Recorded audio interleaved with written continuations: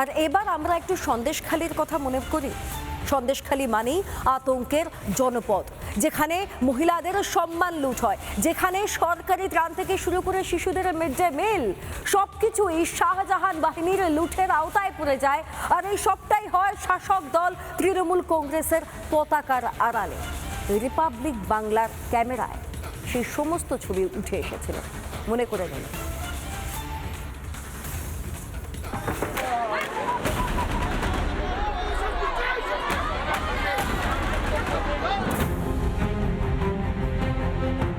সন্ত্রাসের সন্দেশখালী, আতঙ্কের সন্দেশখালী,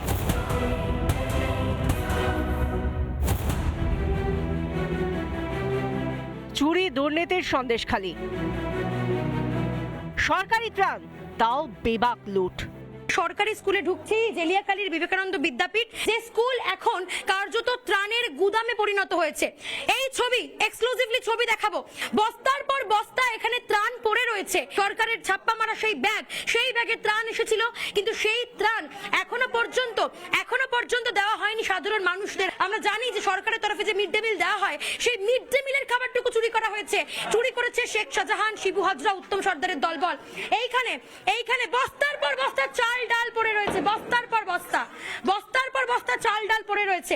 চোখের সামনেই শাসক দলের পতাকার আড়ালে লুকিয়ে বস্তা বস্তা ত্রাণ লুকিয়ে রাখা হয়। মিড ডে মিলের চাল ডাল, কি অদ্ভুত!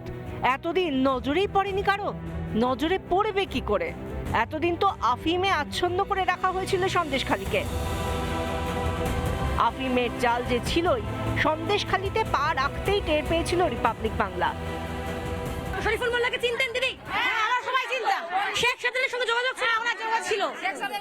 হিরোইন পাচারে যোগাযোগ ছিল না? হিরোইন পাচারে যোগাযোগ ছিল। গ্লাস ধরিয়ে তো সবাইকে মদ দিত, এটাই জানি।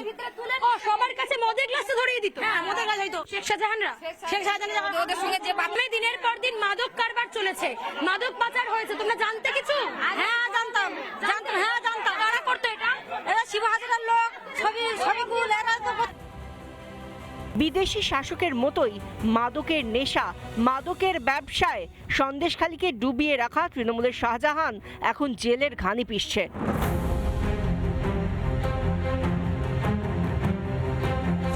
আর অজুহাতের আড়াল খোঁজার চেষ্টা চালিয়ে যাচ্ছে। সব মিথ্যা, সব রাজনৈতিক ষড়যন্ত্র। তবে সন্দেশখালী আর কোনো আড়াল রাখেনি। টেনে হিচড়ে খুলছে একের পর এক মুখোশ। আর একটা আফিম বিদ্রোহ যেন। সন্দেশখালী সব অপরাধের জাল ছিঁড়ে তৃণমূল আর শাহজাহানদের বিচারের কাঠ গড়ায় এনেছে। এবার শাহজাহানদের রক্ষাকর্তার পালা। আগে টার্গেট শেখ শাহজাহান, ওকে টার্গেট করে ইডি ঢুকলো, তারপরেই সবাইকে বার করে দিয়ে তারপরে ওখানে আদিবাসী মাইনরিটিদের মধ্যে ঝগড়া লাগিয়ে দিল।